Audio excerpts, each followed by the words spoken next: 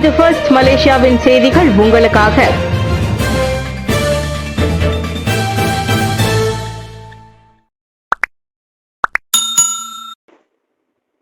இந்தியாவில் வெள்ளத்தில் சிக்கிய மலேசியர்கள் தாயகம் அழைத்து வரப்படுவர்.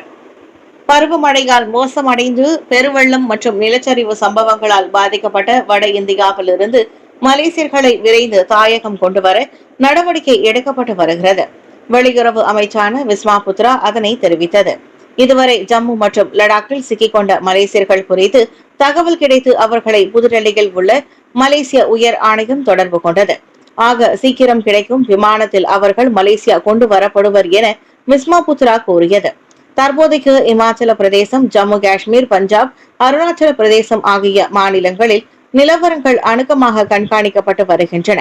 பாதிக்கப்பட்ட பகுதிகளில் உள்ள மலேசியர்கள் உள்ளூர் அதிகாரிகளிடம் பதிந்து கொண்டு அவர்களின் உத்தரவுகளை முறையாக பின்பற்ற வேண்டும் என்றும் விஸ்மா புத்ரா அறிவுறுத்தியது. ஜம்மு காஷ்மீரில் உள்ள வைஷ்ணவ் தேவி கோவிலுக்கு அருகே நிகழ்ந்த நிலச்சரிவில் குறைந்தது 33 பேர் பலியாகி 20 பேர் காயமடைந்துள்ளது குறிப்பிடத்தக்கது. உயர்கல்வி கூட மாணவர்களுக்கான 100 ரிங்கெட் மடானி புத்தக பற்றுச்சீட்டு இன்று முதல் விநியோகம். மலேசிய குடியுரிமை பெற்ற உயர்கல்வி கூட மாணவர்களுக்கான 100 ரிங்கெட் மடானி புத்தக பற்றுச்சீட்டு திட்டம் இன்று தொடங்குகிறது. டிசம்பர் 12 வரை விநியோகம் செய்யப்படவிருக்கும் இப்பற்றுச்சீட்டுகள் அரசாங்க பல்கலைக்கழக, பாலிடெக்னிக் கல்லூரி, சமூக கல்லூரி மற்றும் தனியார் உயர்கல்வி கூடங்களை சேர்ந்த 5 லட்சம் மாணவர்களுக்கு பயனளிக்கும். மாணவர்களின் கல்வி தேவைகளை பூர்த்தி செய்யும் அதேவேளை அவர்களின் நிதி சுமையை குறைக்கும் நோக்கிலும் மடானி அரசாங்கம் இதனை செயல்படுத்துவதாக உயர்கல்வி அமைச்சு தெரிவித்தது.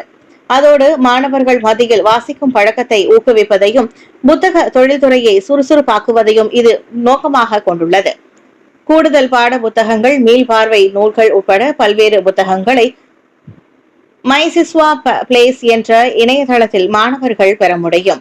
இதில் 1 மில்லியனுக்கும் மேற்பட்ட சாதாரண நூல்களும் மின்னியல் புத்தகங்களும் உள்ளன. இவ்வாண்டின் முதல் பாதியில் விமான பயணிகள் போக்குவரத்து 11.4% அதிகரிப்பு.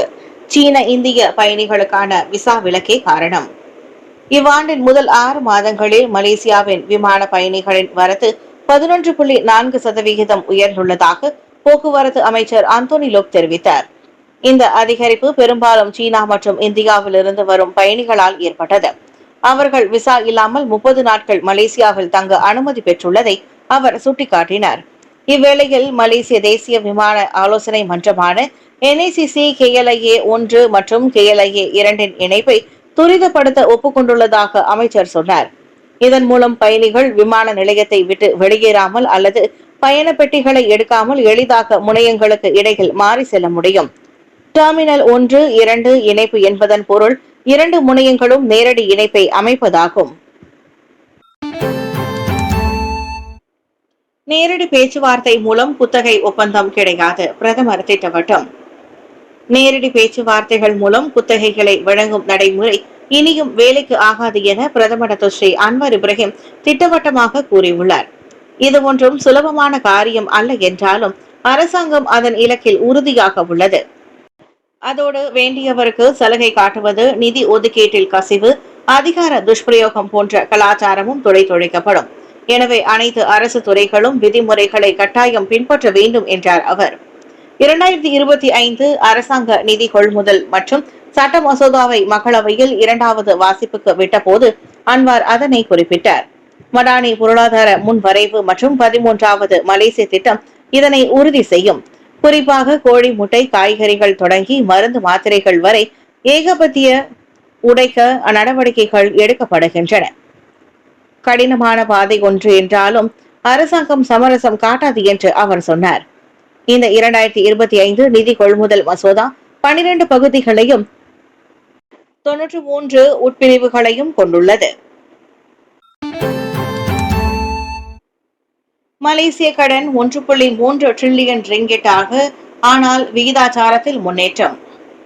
மலேசியாவின் கடன் இவ்வாண்டின் முதல் அரையாண்டில் 56 பில்லியன் உயர்ந்து ஜூன் இறுதியில் 1.304 டிரில்லியன் ரிங்கிட்டாக எட்டியுள்ளது.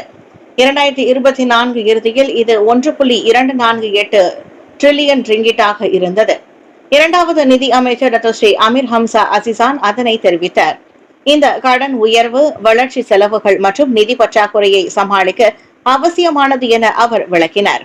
ஆனால் கடன் மொத்த உள்நாட்டு உற்பத்தி விகிதம் 64.6%இலிருந்து 63.9% குறைந்துள்ளதை அவர் சுட்டிக்காட்டினார்.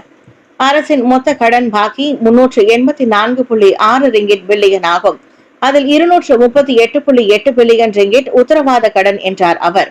2022 99.4 பில்லியன் ரிங்கிட்டாக இருந்த புதிய கடன்களை 2024 76.8 பில்லியன் ரிங்கிட்டாக அரசாங்கம் குறைத்துள்ளதாக அவர் கூறினார்.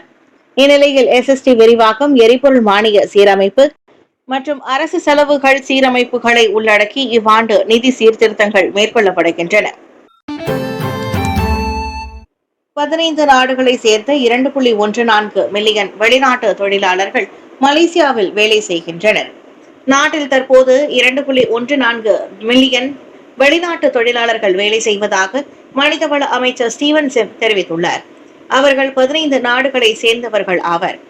ஆக அதிகமாக வங்காளதேச தொழிலாளர்கள் 8,03,322 பேராக உள்ளனர். 5,43,514 பேருடன் இரண்டாவது இடத்தில் இந்தோனேசிய தொழிலாளர்களும் 3,32,712 பேருடன் நேபாள தொழிலாளர்கள் மூன்றாவது இடத்திலும் உள்ளனர். 1,73,630 பேருடன் மியான்மர் நாட்டவர்கள் நான்காவது இடத்திலும் 1,06,929 பேருடன் இந்திய தொழிலாளர்கள் 5ஆம் இடத்திலும் உள்ளனர். அடுத்தடுத்த இடங்களை முறையே பாகிஸ்தான், பிலிப்பைன்ஸ், தாய்லாந்து, வியட்நாம், இலங்கை தொழிலாளர்கள் வகிக்கின்றனர். கடைசி 5 இடங்களை கம்போடியா, சீனா, லாவோஸ், உஸ்பெகிஸ்தான், கசகஸ்தான் நாடுகளின் தொழிலாளர்கள் பிடித்துள்ளனர். இதில் உஸ்பெகிஸ்தான் தொழிலாளர்களின் எண்ணிக்கை 12, கசகஸ்தான் தொழிலாளர்களின் எண்ணிக்கை வெறும் 3 மட்டுமே என ஸ்டீவன் சிம் மக்களவையில் தெரிவித்தார். 5400க்கும் மேற்பட்ட வழக்குகளில் தொடர்புடைய 26 மில்லியன் ரிங்கிட் மதிப்புடைய போதைப்பொருள் அழிக்கப்பட்டன. பேராக் போலீஸ் 26 மில்லியன் ரிங்கிட்டுக்கும் அதிக மதிப்புள்ள சட்டவிரோத போதைப் பொருட்களை பேராக் போலீஸ் அழித்துள்ளனர். இதுவரை இவை 2012 மற்றும் 2024க்கு இடையில் தீர்வு காணப்பட்ட 5400க்கும் மேற்பட்ட நீதிமன்ற வழக்குகளில் இருந்து பறிமுதல் செய்யப்பட்ட போதைப் பொருட்கள் என பேரா மாநில போலீஸ் துணைத் தலைவர் துணை கமிஷனர் முகமது அஸ்லின் சடாரி தெரிவித்தார்.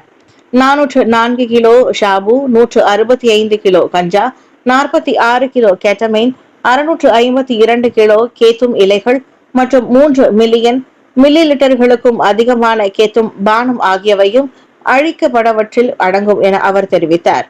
மாநிலம் முழுவதும் 15 மாவட்டங்களில் இருந்து சாட்சி பொருளாக பறிமுதல் செய்யப்பட்ட அந்த போதைப் பொருட்கள் தொடர்பான வழக்குகளை உன்னிப்பாக கண்காணித்து வெற்றிகரமாக வழக்குகள் முடிக்கப்பட்ட பின் அவை அழிக்கப்பட்டதாக முகமது அஸ்லின் சடாரி தெரிவித்தார். 13வது மலேசிய திட்டம் இலக்குகளுக்கு ஏற்ப இந்தியர்களின் சமூக பொருளாதார முன்னேற்றத்தை குஸ்கோபோ வலுப்படுத்துகிறது. ரமணன் மலேசிய தொழில் முனைவோர் மற்றும் கூட்டுறவு மேம்பாட்டு அமைச்சான குஸ்காப் 13வது மலேசிய திட்டத்தின் கீழ் இந்திய சமூகத்தின் சமூக பொருளாதார முன்னேற்றத்தை வலுப்படுத்துவதை உறுதி செய்துள்ளது. அந்த வகையில் இன்ஸ்கென் எனப்படும் தேசிய தொழில் முனைவோர் நிறுவனம் மித்ராவுடன் இணைந்து மலேசிய இந்திய சமூக தொழில் முனைவோர் திட்டமான மைசெப் செயல்படுத்துவதாக அதன் துறை அமைச்சர் டத்தோஸ்ரீ ரமணன் ராமகிருஷ்ணன் அறிவித்தார். இந்த திட்டம் கட்டமைக்கப்பட்ட பயிற்சி, டிஜிட்டல் உருமாற்றம் மற்றும் மூலதன நிதி அணுகல் ஆகியவற்றில் கவனம் செலுத்துகிறது. இதன் கீழ் 450 பங்கேற்பாளர்கள் அடிப்படை தொழில் முனைவோர் மற்றும் தயாரிப்பு மேம்பாடு பாடநெறிகளை கற்றுக்கொண்டு வருகின்றனர். பயிற்சியை முடித்தவர்கள் 4 மாத தீவிர வணிக வழிகாட்டுதலையும் அதிகபட்சம் தலா 20,000 ரிங்கிட் வரை வணிக நிதி உதவியையும் பெறுவார்கள். கூடுதலாக தொழில் முனைவோர்களுக்கு இணைய விற்பனையை விரிவுபடுத்த தெகுன் நேஷனல் நிறுவனம் நவீன தொழில்நுட்பத்துடன் டிக்டாக் ஷாப் ஸ்டுடியோக்களை வழங்குகிறது. இத்திட்டங்கள் மலேசியா மடானி நோக்கத்துடன் ஏற்ப போட்டித்திறனை மேம்படுத்தி சமூக திட்டத்தை முன்னேற்றத்தை விரைவுபடுத்தி வருவாய் இடைவெளியை குறைக்கும் என ரமணன் தெரிவித்தார். பெக்கா B40 சுகாதார பராமரிப்பு திட்டத்தின் இலவச மருத்துவ பரிசோதனையில் 1.6 மில்லியன் மலேசியர்கள் மட்டுமே பயனடைந்துள்ளனர். B40 தரப்பை சேர்ந்த 1.6 மில்லியன் மலேசியர்கள் மட்டுமே மே மாதம் வரை பெக்கா சுகாதார பராமரிப்பு திட்டத்தின் மூலம் இலவச சுகாதார பரிசோதனைகளிலிருந்து பயனடைந்துள்ளனர். 2019ஆம் ஆண்டு அறிமுகப்படுத்தப்பட்ட இத்திட்டம் STR ரஹ்மா உதவி திட்டத்தின் 6.9 மில்லியன் பெறுநர்களுக்கு விரிவான சுகாதார பரிசோதனைகளை வழங்குகிறது. மக்களிடையே தொடங்கப்பட்ட நோய் தடுப்பின் முக்கியத்துவம் குறித்த விழிப்புணர்வை ஏற்படுத்துவதில் தொடர்ந்து அர்ப்பணிப்புடன் இத்திட்டம் செயலாற்றி வருகிறது. பெகா B40 இலவச அடிப்படை பரிசோதனைகளை வழங்குகிறது. இதில் உடல் பரிசோதனை, ரத்தம் மற்றும் சிறுநீர் பரிசோதனைகள் மற்றும் ஒரு மருத்துவருடன் 2 ஆலோசனை அமர்வுகள் ஆகியவை அடங்கும் என புரொடெக்ட் ஹெல்த் கார்ப்பரேஷனின் தர உறுதித்துறையின் தலைவர் டாக்டர் முகமது அனீஸ் அப்துல் வஹாப் தெரிவித்தார். குறைந்த பயன்பாட்டு விகிதம், தடுப்பு கலாச்சாரம், நோய் நேர கட்டுப்பாடுகள், அன்றாட வேலைக்கு அளிக்கப்படும் முன்னுரிமை, சிகிச்சை செலவுகள் குறித்த கவலைகள் மற்றும் நோய்வாய்ப்பட்டிருப்பதை அறிவதை விட தெரியாமல் இருப்பது நல்லது என்ற கருத்து இன்னும் பெரும்பாலான மலேசியர்களால், குறிப்பாக குறைந்த வருமானம் பெறும் தரப்பினரிடம் இருந்து வருவதை அவர் சுட்டிக்காட்டினார். மரண விபத்துகளை ஏற்படுத்தும் போக்குவரத்து குற்றங்களை சமாளிக்க கடுமையான டிமெரிட் முறை வருகிறது. அந்தோனி லோக் தகவல். சாலை போக்குவரத்து துறையான JPJ சாலை பாதுகாப்பை மேம்படுத்த கெஜாரா புள்ளி முறை, அதாவது டிமெரிட் பாயிண்ட் சிஸ்டத்தை அறிமுகப்படுத்துகிறது. இதில் ரியல் டைம் நிகழ்வு நேர தரவு இணைப்பு, கடுமையான அமுலாக்கம் மற்றும் கனரக வாகன ஓட்டுநர்கள் மீதான விரிவான கண்காணிப்பும் அடங்கும் என போக்குவரத்து அமைச்சர் அந்தோனி லோக் கூறினார். உயிரிழப்புக்கு காரணமான குற்றங்களும் இம்முறையில் கணக்கில் கொள்ளப்படும். தீவிர ஓட்டுநர்களுக்கு நியாயம் கிடைப்பதை தவிர ஓட்டுநர்களுக்கு நியாயம் கிடைப்பதை உறுதி செய்ய ரிஸ்க் மேனேஜ்மெண்ட் ஸ்கேல் முறையும் அறிமுகப்படுத்தப்பட்டுள்ளது. குற்றவாளிகளுக்கு விரைவில் மை JPJ செயலி, மைசிகாப் தளம் மற்றும் மின்னஞ்சல் மூலம் அறிவிப்புகள் அனுப்பப்படும். மீண்டும் மீண்டும் குற்றம் செய்ததால் உரிமம் இடைநீக்கம் செய்யப்பட்டவர்கள் ஓட்டுநர் திறன் மேம்பாடு பயிற்சி கட்டாயமாக செல்ல வேண்டியிருக்கும். வர்த்தக வாகன ஓட்டுநர்களுக்கு ஒழுக்கத்தையும் பாதுகாப்பாக வாகனம் ஓட்டும் பழக்கத்தையும் ஊட்டுவதுமே அதன் நோக்கம் என்றார் அவர்.